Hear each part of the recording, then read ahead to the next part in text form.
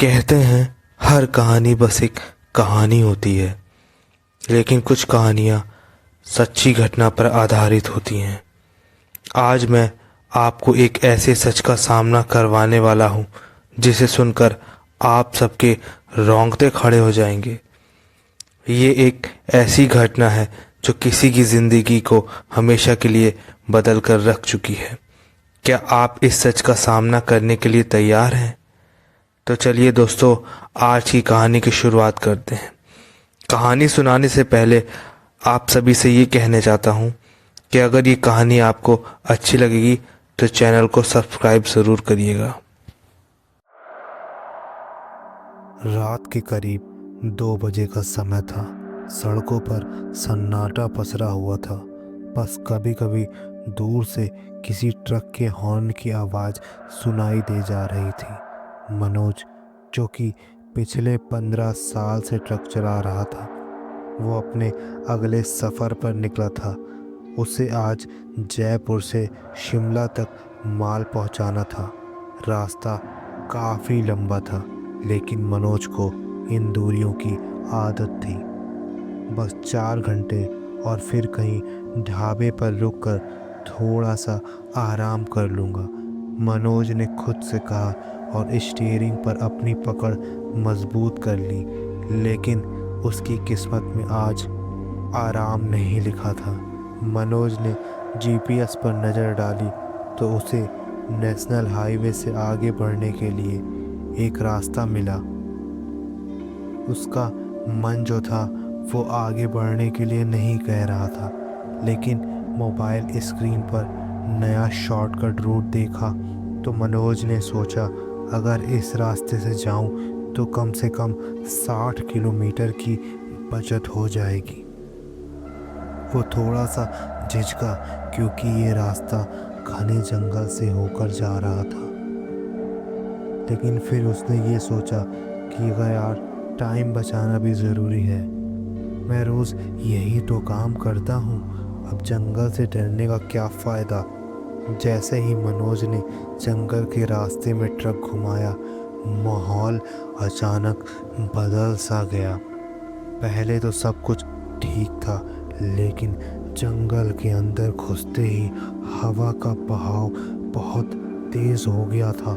पेड़ों की शाखाएं आपस में टकरा रही थी, मानो कोई फुसफुसा रहा हो।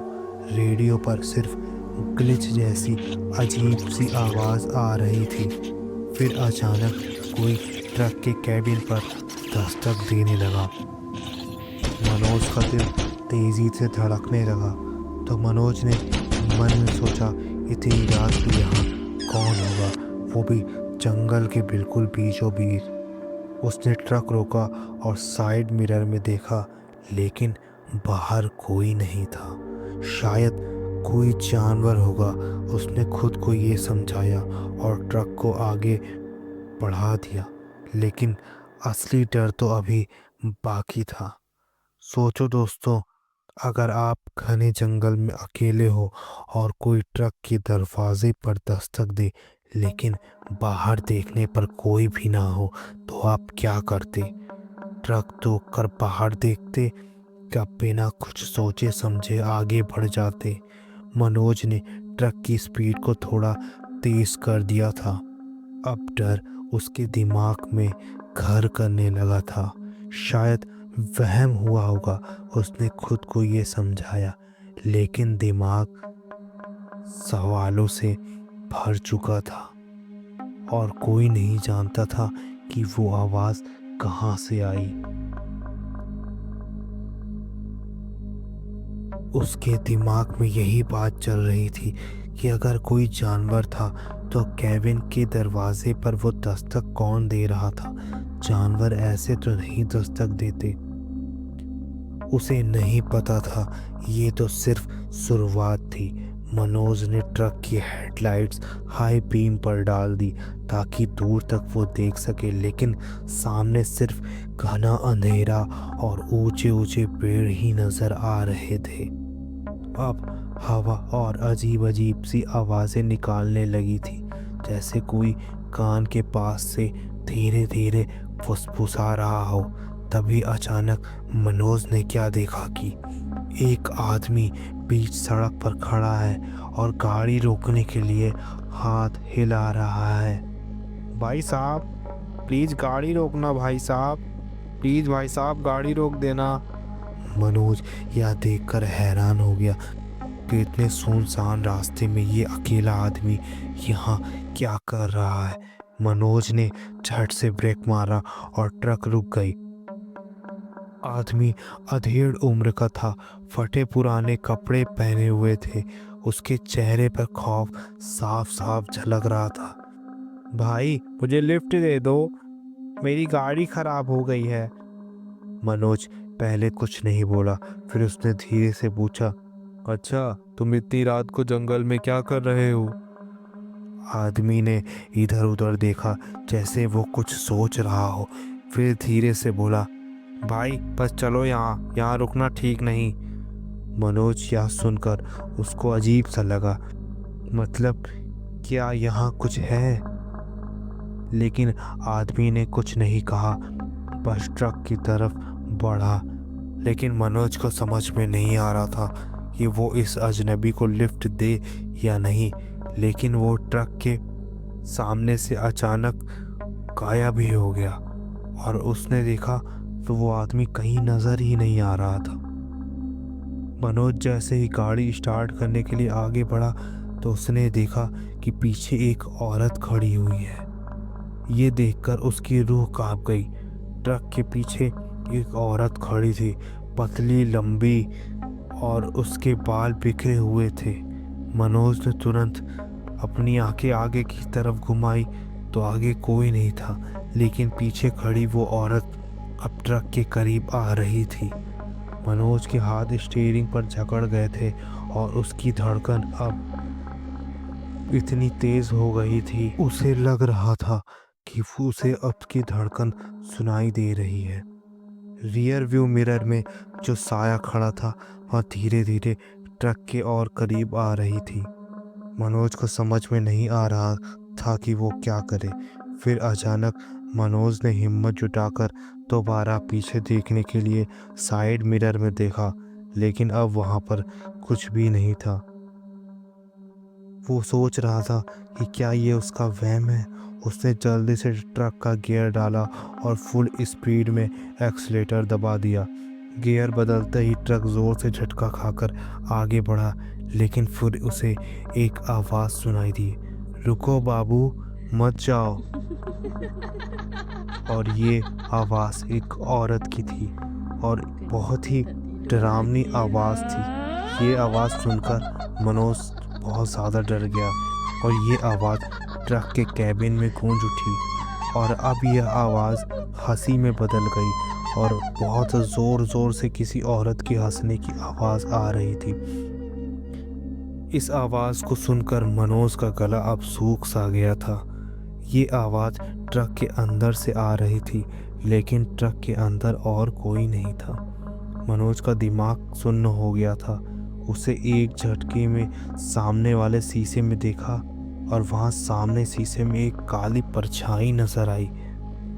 कोई उसके ठीक पीछे बैठा था। मनोज ने धीरे से पीछे मुड़कर देखने की हिम्मत की और जैसे ही उसने पीछे देखा उसके मुंह से तेजी से चीख निकल गई। कोई औरत ट्रक के अंदर ही बैठी हुई थी। उसकी आंखें पूरी सफ़ेद थी, चेहरा पूरी तरह से झुलसा हुआ था, मानो किसी ने उसे जला दिया हो। होठ हिल रहे थे लेकिन आवाज़ नहीं निकल रही थी। मनोज अभी कुछ सोच पाता इससे पहले उस औरत ने धीरे से कहा, तुमने इस रास्ते को चुना, अब तुम इसे छोड़ नहीं सकते। मनोज को महसूस हुआ कि ट्रक का स्टीयरिंग लॉक हो गया है और ट्रक ने काम करना अब बंद कर दिया है। अब मनोज के पास 3 रास्ते थे। हिम्मत करके उस औरत से बात करे और पूछे कि आखिर वह क्या चाहती है। दूसरा, बिना कुछ सोचे समझे ट्रक से कूदकर अपनी जान बचाए। और तीसरा, आंख बंद करके हनुमान चालीसा या कोई मंत्र पढ़े और देखे कि क्या होता है। लेकिन अगर आप मनोज की जगह होते तो क्या करते? कमेंट में ज़रूर बताइएगा। मनोज की हालत अब बहुत बुरी तरह से ख़राब हो चुकी थी। ट्रक का स्टीयरिंग भी लॉक हो चुका था और ब्रेक भी काम नहीं कर रहे थे। और सबसे खौफनाक चीज़, पीछे बैठी वह औरत जिसकी सफ़ेद आंखें उसे ही घूर रही थीं। मनोज ने हिम्मत जुटाकर कांपते हुए पूछा, तुम कौन हो और मुझसे क्या चाहती हो? वो औरत धीरे धीरे मुस्कुराने लगी। फिर इसके होंठ हिले और उसने जो कहा ये सुनकर मनोज की रूह कांप गई। तू यहाँ पहली बार नहीं आया। यह सुनकर मनोज का दिमाग घूम गया। मनोज ने थोड़े गुस्से में और डरते हुए कहा, पहली बार नहीं आया? क्या बकवास कर रही हो? मैं पहली बार इस जंगल से जा रहा हूँ, झूठ मत बोलो। लेकिन औरत की मुस्कान गहरी होती जा रही थी। उसने धीरे से कहा, झूठ? अच्छा तो बता, जब तू छोटा था तो तेरे बाबा क्या काम करते थे? अब मनोज की सांसें अटक सी गई। उसे समझ में नहीं आ रहा था ये कैसे जानती है मेरे बाबा के बारे में। मनोज को अचानक पुरानी बातें यादें आने लगी कि उसके बाबा भी ट्रक ड्राइवर थे और जब मनोज 10 साल का था तो उसके बाबा एक दिन अचानक गायब हो गए थे। कोई नहीं जानता था कि वो कहाँ गए और क्या हुआ उनके साथ। मनोज की माँ पागलों की तरह हर जगह ढूंढती रही लेकिन कुछ भी नहीं मिला। बस उनका ट्रक एक दिन इसी जंगल के पास टूटा फूटा मिला था। तभी अचानक मनोज के मन में ये ख्याल आया कि कहीं ये वही औरत तो नहीं और इसी ने मेरे पिता को नहीं मारा। लेकिन फिर उसने कहा, नहीं नहीं, ये सब बकवास है। मनोज खुद को समझाने लगा। लेकिन तभी ट्रक के अंदर किसी ने सीटी बजानी शुरू कर दी। ये वही धुन थी जो उसके बाबा गुनगुनाया करते थे। अब मनोज का पूरा शरीर जो था वो पसीने से भीग चुका था। फिर औरत ने धीरे से कहा, तेरे बाबा ने भी यही गलती की थी जो तू कर रहा है। अब तू भी नहीं बचेगा, तू भी इस जंगल का हिस्सा बन जाएगा। यह सुनकर मनोज का दिमाग सुन्न पड़ चुका था। मेरे बाबा ने भी यह गलती की थी? मतलब वो भी इसी जंगल में खोए थे? लेकिन जैसे मनोज ने यह सवाल पूछा, अचानक ट्रक के शीशे में कुछ चमका। मनोज ने ध्यान से देखा तो आगे जंगल के बीचों बीच एक जलता हुआ ट्रक खड़ा था। ट्रक के नंबर प्लेट पर धूल जमी हुई थी। लेकिन मनोज ने जैसे ही उसे साफ किया उसके पैरों तले ज़मीन खिसक गई। वो ट्रक उसके बाबा का ही था और ट्रक के अंदर किसी के चीखने की आवाज़ आई, बचाओ बचाओ, मुझे बचाओ, मुझे बचाओ।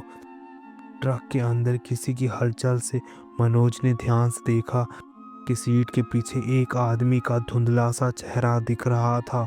उसका चेहरा जला हुआ था लेकिन उसकी आंखें अभी भी पहचान में आ रही थी। ये मनोज के बाबा थे जिनकी आंखों से आंसू निकल पड़ रहे थे और ये देखकर मनोज की भी आंख से आंसू निकल रहे थे। लेकिन जैसे ही वह वापस जाने के लिए मुड़ा, अचानक वह औरत उसके ठीक सामने खड़ी हो गई। उसकी आंखें गुस्से से लाल हो चुकी थी और उस औरत ने चिल्लाकर कहा, तू नहीं बचेगा, तेरा भी यही हाल होगा जो तेरे बाबा का हुआ। और फिर उसने मनोज का गला पकड़ लिया। मनोज की सांसें अटकने लगी और औरत उसका गला इतनी ज़ोर से दबा रही थी कि अब उसे कुछ भी दिखाई देना बंद हो रहा था। मुझे छोड़ दो, मुझे छोड़ दो, मनोज किसी तरह बोल पा रहा था। लेकिन वो औरत बस एक ही बात दोहरा रही थी, तू नहीं बचेगा, तेरा भी यही हाल होगा जो तेरे बाबा का हुआ। मनोज ने पूरी अपनी ताकत लगाकर उस औरत को हाथ झटक दिया और किसी तरह खुद को छुड़ाया और फिर दौड़ते हुए वापस ट्रक में जाकर बैठा। फुल स्पीड में एक्सीलेटर दबा दिया। मैं यहाँ से निकलना चाहता हूँ, उसने खुद से कहा। लेकिन जैसे ही ट्रक की रफ्तार बढ़ी, सामने अचानक कोई आकर खड़ा हो गया। मनोज ने जब हेडलाइट में देखा, कोई लंबा बिल्कुल काला सा साया हाथ फैलाए उसके शरीर से धुआं निकल रहा था और उसकी आंखें लाल सी थी। जैसे ही मनोज ने ब्रेक लगाने की कोशिश की, ट्रक का स्टीयरिंग फिर से लॉक हो गया। मनोज ने तुरंत आंखें बंद कर ली क्योंकि उसे लगा कि अब ट्रक किसी से टकराने वाला है, लेकिन जैसे ही उसने आंखें खोली वह काला साया ट्रक के बोनट पर चढ़ चुका था और फिर वह सीधे फटाक से ट्रक के शीशे के अंदर कूद गया। अब वो मनोज के ठीक सामने था। तेरे बाबा ने हमें धोखा दिया था। और उस भूतिया आवाज में उसने कहा, तेरे बाबा ने इस जंगल के लोगों को धोखा दिया था, अब तू भी उनकी सजा भुगतेगा। यह सुनकर मनोज हक्का बक्का रह गया। क्या? मेरे बाबा ने आखिर क्या किया था? मनोज की धड़कन तेज हो चुकी थी। उसने फिर से यही सवाल किया कि मेरे बाबा ने क्या किया। उसकी आवाज़ कांप रही थी, लेकिन फिर भी उसने हिम्मत करके उस काले साये से पूछा, बता, मेरे बाबा ने ऐसा क्या किया था जो तू मुझसे बदला लेना चाहता है? वह काला साया धीरे धीरे मुस्कुराने लगा। फिर उसने गहरी आवाज़ में कहा, तेरे बाबा ने हमारे गांव के लोगों के साथ गद्दारी की थी। उसने हमारी मौत का सौदा किया था। मनोज को समझ में नहीं आ रहा था कि यह सब आखिर हो क्या रहा है। कैसा सौदा, कौन सा गांव, उसकी समझ में कुछ नहीं आ रहा था। उस साय ने बोला कि जिस जंगल से तू गुजर रहा है ना, कभी यहाँ पर एक गांव हुआ करता था और तेरे बाबा को हमारी रक्षा करनी थी, लेकिन उन्होंने ही हमें मरने के लिए छोड़ दिया। तभी मनोज ने झट से बोला, झूठ मत बोल, मेरे बाबा किसी को धोखा नहीं दे सकते। जैसे ही मनोज ने ये कहा, ट्रक के सामने वाले शीशे पर खून के हाथों के निशान उभरने लगे। ऐसा लग रहा था जैसे किसी ने अंदर आने के लिए शीशे पर हाथ मारे हों। और फिर से कई आवाज़ें आने लगी। मनोज ने शीशे में पीछे देखा तो ट्रक के पीछे कई जलते हुए इंसान दौड़ते हुए आ रहे थे। उनके चेहरे झुलसे हुए थे और वो तेजी से ट्रक के करीब आ रहे थे। यह देखकर मनोज दहशत में आ गया और फिर काले साए ने कहा, अब तू भी अपनी मौत के लिए तैयार हो जा। मनोज का दिमाग काम करना बंद कर चुका था। ट्रक के शीशे पर खून के निशान, पीछे दौड़ते हुए लोग और सामने खड़ा हुआ काला साया। अब उसके पास कोई रास्ता नहीं बचा। लेकिन मनोज ने हिम्मत करके पूछा, अगर मेरे बाबा ने तुम्हें धोखा दिया था तो तुम मुझे क्यों मारना चाहते हो? यह सुनकर उस साए की आंखें बिल्कुल लाल हो गईं, क्योंकि तू भी वही गलती कर रहा है। तू भी इस रास्ते से गुजर रहा है। तू भी उस मौत का हिस्सा बनने वाला है जो तेरे बाबा ने हमारे लिए तय की थी। लेकिन मनोज, इससे पहले कि कुछ बोल पाता, उस साए ने धीरे से अपनी काली उंगली मनोज की आंखों की तरफ बढ़ाई और फिर मनोज की आंखों के सामने सब कुछ धुंधला सा होने लगा। अचानक उसने खुद को 40 साल पुराने गांव में खड़ा पाया। वहाँ कई लोग एक जगह इकट्ठा थे और डर से कांप रहे थे। गांव के ठीक बीचों बीच मनोज के बाबा अपने ट्रक के पास खड़े थे और फिर मनोज ने देखा कि गांव में एक भयानक महामारी फैल गई थी। गांव के लोगों ने मनोज के बाबा से मदद की भीख मांगी थी और उन्हें शहर ले जाने के लिए, ताकि वह बच सके। लेकिन बाबा ने पैसों के लालच में गांव के मुखिया से सौदा कर लिया था। उन्होंने गांव के लोगों को जंगल में छोड़ दिया ताकि कोई उन्हें बचा ना सके। धीरे धीरे सारे गांव वाले इसी जंगल में मर गए और उनकी आत्माएं अभी भी यहीं भटक रही थी। तभी काले साए ने चिल्लाकर कहा, तेरी बाबा की गद्दारी का बदला अब तुझसे लिया जाएगा। अब यह सारी चीजें देखकर और सुनकर मनोज का सर चकरा रहा था। मनोज हैरान और डरा हुआ था कि मेरे पापा ने यह सब किया था। उसे अब समझ नहीं आ रहा था कि ये आत्माएं उससे बदला क्यों लेना चाहती थी। लेकिन अब सवाल यह था कि वह क्या करे। उस काले साए ने चिल्लाकर कहा कि अब तू भी नहीं बचेगा। उसकी आंखों से लाल आग की लपटें निकल रही थी। ट्रक के चारों ओर भूतों की चीख गूंजने लगी। हमें धोखा दिया गया था, अब कोई नहीं बचेगा। मनोज के पास अब बहुत कम समय बचा था। मनोज ने हिम्मत करके उन भूतों की ओर देखा और चिल्लाया, मैंने कुछ भी नहीं किया है, मैं तुम्हारा दुश्मन नहीं हूँ।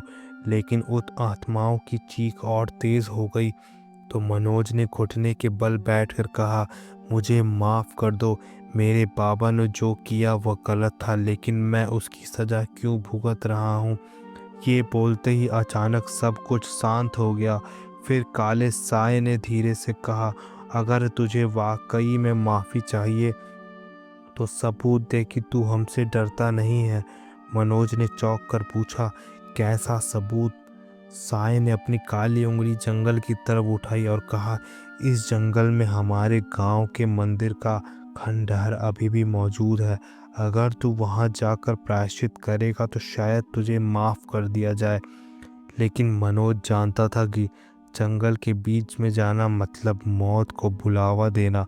मनोज सांस रोके खड़ा था। उसके सामने वो काला साया और ट्रक के चारों ओर वो भूतियां आत्माएं खड़ी हुई थीं। अब उसे फैसला लेना था उसे फैसला लेना था कि अगर मुझे बचना है तो मुझे मंदिर जाना ही होगा।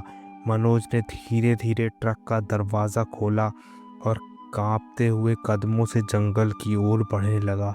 जैसे ही उसने अपना पहला कदम रखा, पेड़ के बीच कुछ सरसराने की आवाज़ कहीं दूर से गूंज गई और कहीं दूर से ही मंत्रों की आवाज़ आने लगी। मनोज ने धीरे धीरे अपने कदम बढ़ाए। हर तरफ गहरी धुंध थी और पेड़ों पर अजीब आकृतियां बन रही थी। अचानक उसे एक आवाज़ सुनाई दी, रुक जा। पीछे से किसी बूढ़ी औरत की आवाज़ आई। मनोज ने पलट कर देखा तो एक काली साड़ी पहने औरत उसके ठीक पीछे खड़ी थी। अगर तू मंदिर गया तो तू जिंदा नहीं बचेगा। यह सुनकर मनोज का दिल जोरों से धड़कने लगा। तो उसने पूछा, तुम कौन हो? और फिर वो औरत धीरे से बोली, जो गलती तेरे बाबा ने की अब तू मत करना। मनोज को समझ में नहीं आया कि ये चेतावनी है या फिर कोई चाल। इसके बाद वो औरत अचानक से गायब हो गई। मनोज ने फिर से इस बात को इग्नोर किया और वो धीरे धीरे आगे बढ़ने लगा। थोड़ी देर बाद उसके सामने वो टूटा फूटा मंदिर और पीछे से डरावनी चीखों से भरा जंगल, ऊपर से सफ़ेद चांदनी में डूबा आसमान था। तो मनोज ने कहा, अब अंदर जाना ही पड़ेगा। मनोज ने अपने डर को नज़रअंदाज किया और धीरे धीरे मंदिर के दरवाजे की तरफ बढ़ने लगा।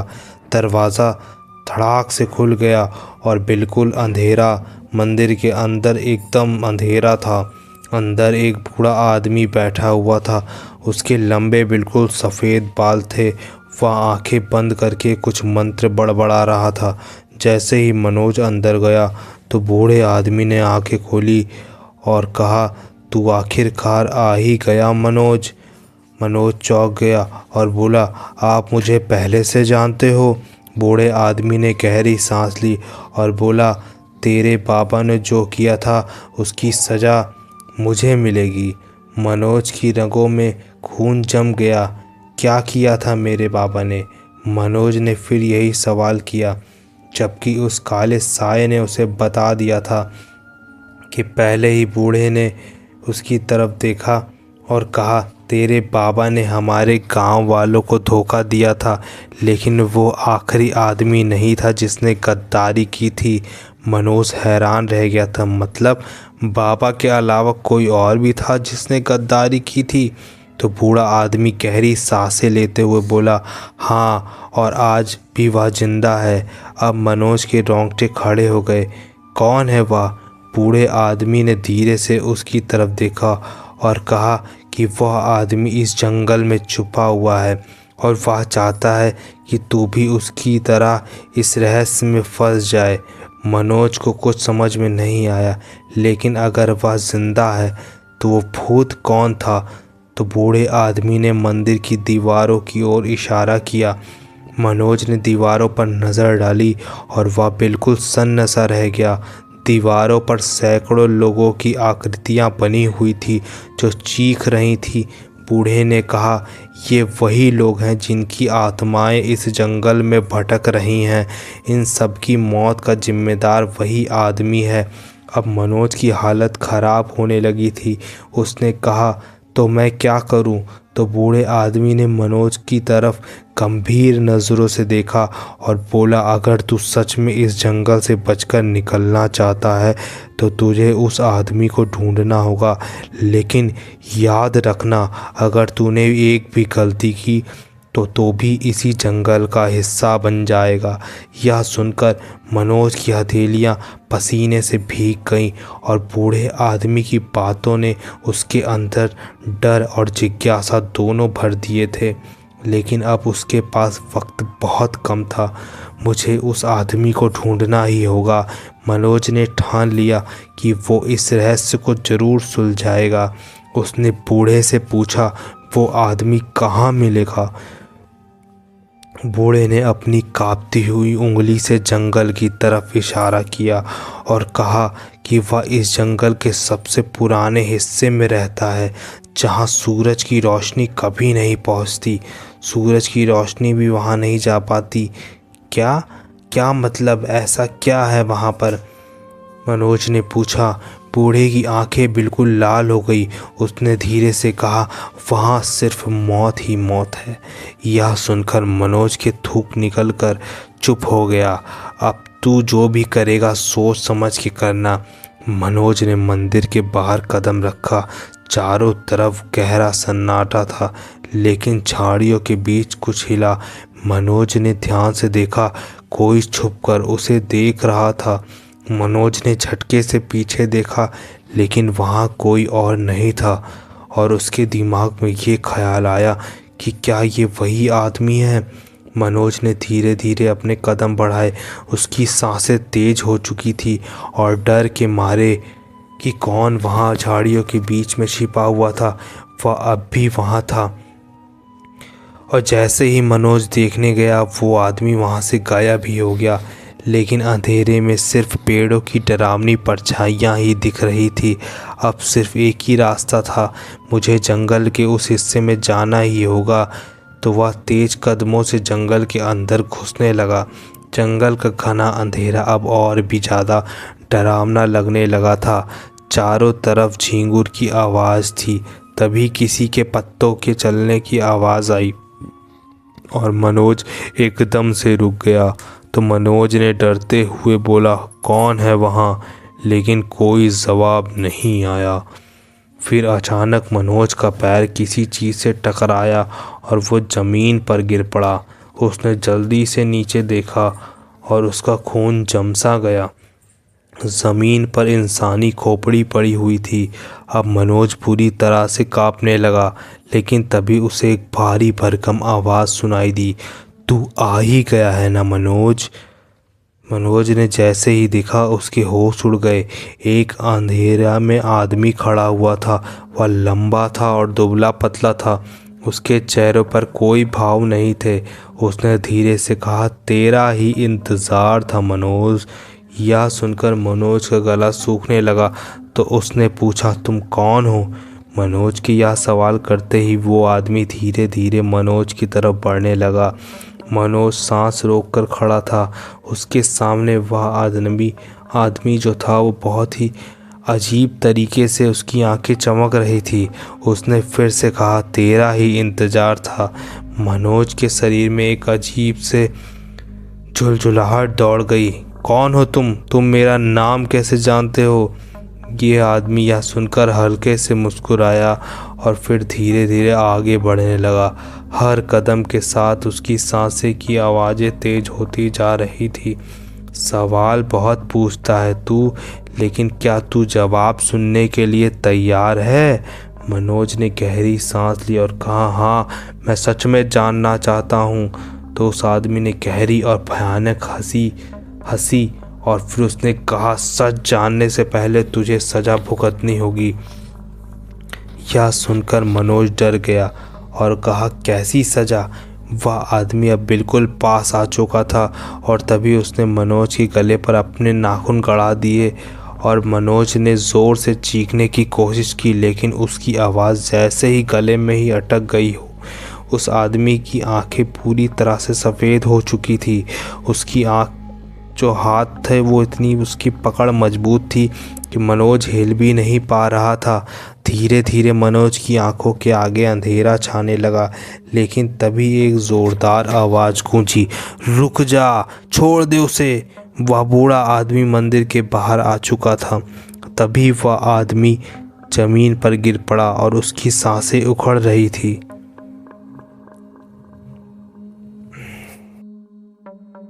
जो मंदिर से आ रहा था बूढ़ा आदमी, उसने मनोज की जान बचाने के लिए अपने जेब से एक पोटली निकाली और उसमें से एक धागा निकाला और उस धागे को मनोज के चारों ओर बांध दिया और कहा कि इस घेरे के अंदर से बाहर मत निकलना। मनोज ने उस गोले में अंदर ही खड़ा रहा।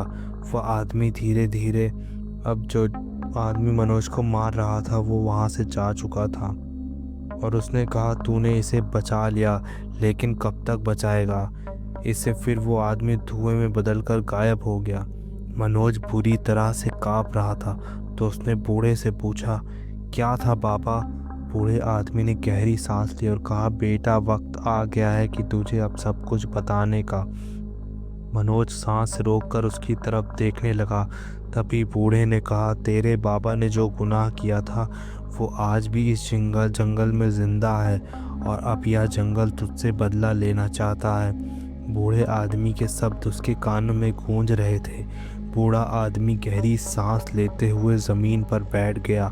फिर उसने कहा, तेरे बाबा सिर्फ एक ट्रक ड्राइवर नहीं थे, वह इस जंगल के सबसे बड़े राज के गवाह भी थे। राज? कैसा राज?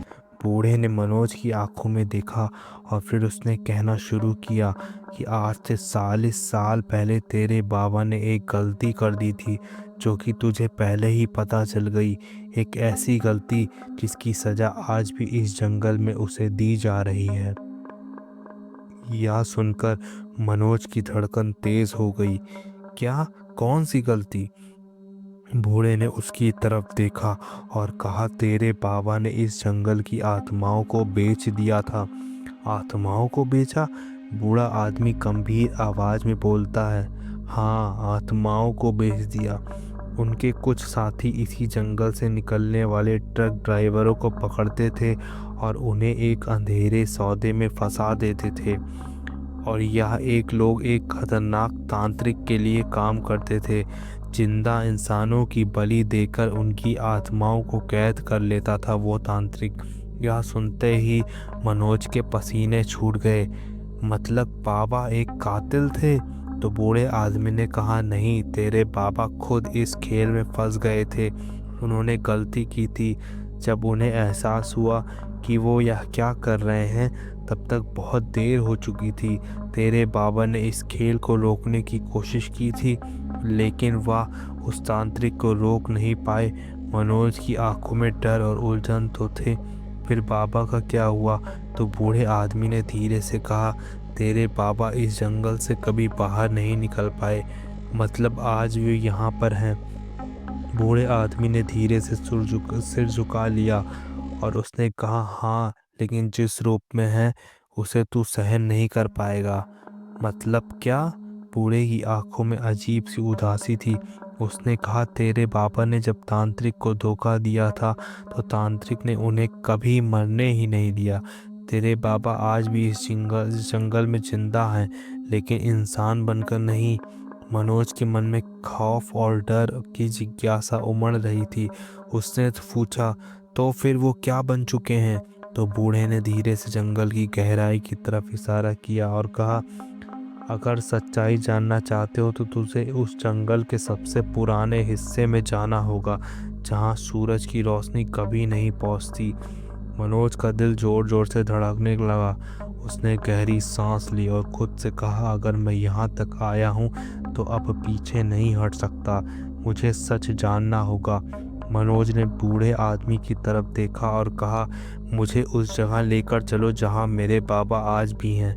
बूढ़े ने गहरी नज़र से मनोज को देखा और फिर उसने धीरे से कहा, ठीक है, लेकिन वहाँ जाने के बाद जो दिखेगा उसे सहन करने की हिम्मत रखना, क्योंकि वहाँ जाने के बाद तेरा वापस आना तय नहीं है। लेकिन मनोज ने खुद को संभाला और कहा, मुझे डर नहीं लगता, मैं बस अपने बाबा को देखना चाहता हूँ। बूढ़े ने धीरे से मुस्कुराया और कहा, अभी लगेगा भी नहीं तुझे डर, लेकिन जब तू वहाँ जाएगा तो शायद खुद को भूल जाएगा। बूढ़ा आदमी आगे बढ़ने लगा। मनोज उसके पीछे चल रहा था। जंगल घना होता जा रहा था। चारों तरफ काले काले पेड़ खड़े थे, जिनकी टेढ़ी मेढ़ी शाखाएं किसी डरावने हाथ की तरह लग रही थीं। मनोज हर कदम पर डरा महसूस कर रहा था कि कोई उसे देख रहा है।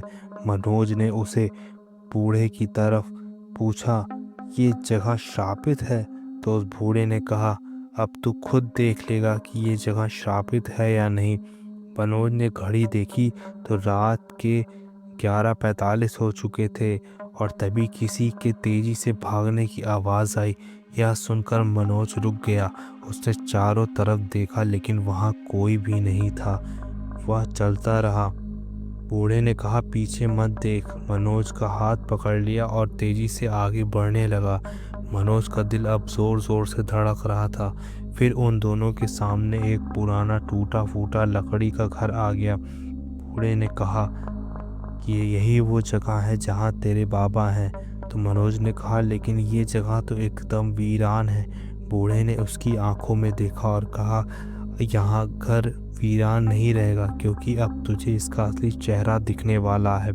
उसने घर की तरफ ध्यान से देखा। दरवाज़ा थोड़ा सा खुला था, लेकिन अंदर बिल्कुल अंधेरा था। चारों तरफ सन्नाटा पसरा हुआ था। अब तू अंदर जाएगा? बूढ़े आदमी ने मनोज से गहरी सांस लेने को कहा और कहा, अगर तू यहाँ आ गया है तो अब यहाँ से पीछे नहीं हट सकता। मनोज ने धीरे धीरे कदम बढ़ाए। लकड़ी के फर्श पर उसके कदमों की आवाज़ें गूंज रही थी। अंदर अजीब सी ठंडक थी। मनोज ने कांपती हुई आवाज़ में पूछा, लेकिन कोई जवाब नहीं आया। उसका गला डर के मारे सूख रहा था। तभी उसे सुनाई दिया, तू आ गया? एक गहरी डरावनी आवाज़ अंधेरे से निकली। मनोज हड़बड़ाकर पीछे हट गया। यह किसकी आवाज़ है? अंधेरे में से परछाइयाँ हिलने लगी। मनोज की आंखें फटी की फटी रह गई। एक आदमी जो आदमी नहीं लग रहा था। उसका शरीर आधा जला हुआ था। उसकी आंखें खून जैसी लाल थी। बाबा! मनोज की आवाज़ कांप गई। वो आदमी धीरे से मनोज की तरफ बढ़ने लगा और बोला, मुझे बचा ले बेटा, या फिर मेरे साथ रहे। मनोज की आंखों में डर और सवाल दोनों थे। क्या ये सच में मेरे बाबा हैं? क्या ये वो परछाई है? धीरे धीरे वो परछाई मनोज की तरफ बढ़ने लगी। अगर यह मेरे पापा हैं तो फिर इस हाल में कैसे पहुंचे? मनोज ने धीरे से पूछा, क्या हुआ था बाबा? मुझे सच जानने की हिम्मत है, मुझे बताइए। मनोज ने धीरे से कहा, और पापा बताइए आपके साथ क्या हुआ था आगे? परछाई एकदम ठहर गई थी। उसने गहरी आवाज़ में कहा, मैंने एक पाप किया था और उसकी सज़ा अब भुगत रहा हूँ। मैंने उन लोगों को जंगल में मरने के लिए छोड़ दिया था और उनकी आत्माएं आज भी इस जंगल में भटक रही हैं। तेरे बाबा ने एक कसम तोड़ी थी, और जो कोई भी इस जंगल में कसम तोड़ता है वह कभी ज़िंदा बाहर नहीं जाता। तो मनोज ने हिम्मत जुटाकर पूछा, बाबा आपने किसकी कसम तोड़ी थी? परछाई थोड़ी गहरी हो गई। मैंने खुद अपनी आत्मा को बेच दिया था इस जंगल के तांत्रिक को। अब वह यह सुनकर मनोज सन्न सा रह गया था। बूढ़ा आदमी भी चौंक गया था। तेरा मतलब है तूने उस तांत्रिक से कोई सौदा किया था? बाबा की आत्मा की आंखों से खून बहने लगा। और हाँ, वही मेरी सबसे बड़ी भूल थी। मनोज ने बोला, आखिर तुमने क्या सौदा किया था बाबा? तो बाबा की परछाई अब कांपने लगी। मैंने अमरता मांगी थी, यानी कि मैं जन्म भर अमर रहूं। लेकिन बदले में तांत्रिक ने मुझसे, बूढ़े आदमी ने चौंक कर बाबा की आत्मा को देखा और कहा, क्या मांगा था? तो उसने बोला कि मैं अमर होना चाहता था। मेरी जिस्म, मेरी आत्मा और मैं अब अमर तो हूँ, लेकिन कभी इंसान नहीं बन सकता। लेकिन बदले में उसने मेरे शरीर और आत्मा को बांध दिया। और इतना बोलते ही उनकी आंखों से खून बहने लगा। उसने मुझे इस जंगल का हिस्सा बना दिया बेटा। अब मैं न मर सकता हूँ ना ही जी सकता हूँ। और अब वह तांत्रिक तुझे लेने आया है। यह सुनकर मनोज के हाथ पैर ठंडे पड़ गए। मुझसे क्या चाहिए? तो उस बूढ़े आदमी ने कांपती आवाज में कहा, उसकी तांत्रिक शक्ति तभी पूरी होगी जब वह भी तुझे इसी जंगल का हिस्सा बना देगा। और सारी बात जानकर मनोज सन्न सा रह गया। इसका मतलब बाबा तुम इंसान से अब कुछ और बन चुके हो। यह सुनकर बाबा की आत्मा ने बिना कुछ बोले नीचे सर झुका लिया। तभी घर के दरवाजे पर जोर से किसी ने खटखटाया। यह सुनकर मनोज सहम सा गया। तो मनोज ने धीरे से बोला, इतनी रात को यहाँ कौन हो सकता है? बूढ़े आदमी ने धीमी आवाज में कहा, अब समय आ गया है। अगर दरवाज़ा खोला तो जो अंदर आएगा उसे रोकना मुश्किल होगा। मनोज का दिल तेजी से धड़कने लगा। तो फिर क्या करें बाबा? तो उस बूढ़े आदमी ने कहा, तुझे इस जंगल का सबसे बड़ा सच जानना होगा। अगर तू सच्चाई नहीं जानता तो इस दरवाजे के पीछे जो भी है वह तुझे खत्म कर देगा। मनोज की रगों में खून जमने लगा। आखिर इस जंगल में छुपा राज क्या है? वह तांत्रिक आज भी जिंदा है या फिर कुछ और? अब दरवाज़ा खुद ब खुद आत्मा की तरफ देख रहा था। बाबा, क्या बचने का कोई रास्ता है?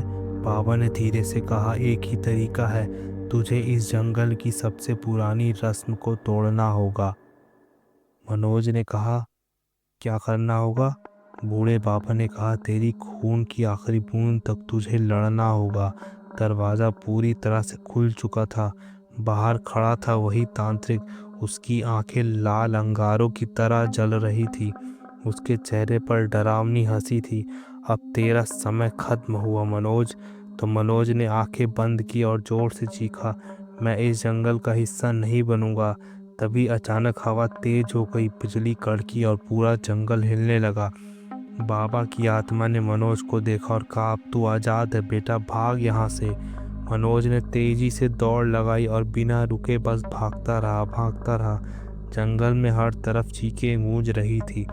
तांत्रिक ने जोर से चिल्लाया, कहा, तू इस जंगल से जिंदा बाहर नहीं जा सकता। मनोज दौड़ता गया और दौड़ता गया। अचानक मनोज की आंखें खुली तो वह अपने ट्रक में था। क्या यह सपना था? उसने घड़ी देखी, सुबह के 6 बज रहे थे। ट्रक किसी सुनसान रास्ते पर खड़ा था। मनोज ने पीछे मुड़कर देखा तो उसके दिल की धड़कन वहीं रुक गई। पीछे वही जंगल था और उसमें एक परछाई खड़ी थी, बिल्कुल उसके बाबा की तरह। क्या यह सब सच था? क्या बाबा की आत्मा अभी भी जिंदा थी? क्या वह तांत्रिक अभी भी जिंदा था? इसकी सच्चाई मनोज आज तक जान नहीं पाया, लेकिन उसने फिर कभी उस जंगल की तरफ रुख नहीं किया। तो दोस्तों, ये कहानी यहीं पर समाप्त होती है। लेकिन अगर आप मनोज की जगह होते तो क्या करते? आपको क्या लगता है कि जंगल का श्राप अभी भी है? तो कमेंट करके बताइएगा। अगर ये कहानी पसंद आई हो तो अपने दोस्तों के साथ ज़रूर शेयर करिएगा और चैनल को ज़रूर सब्सक्राइब करिएगा।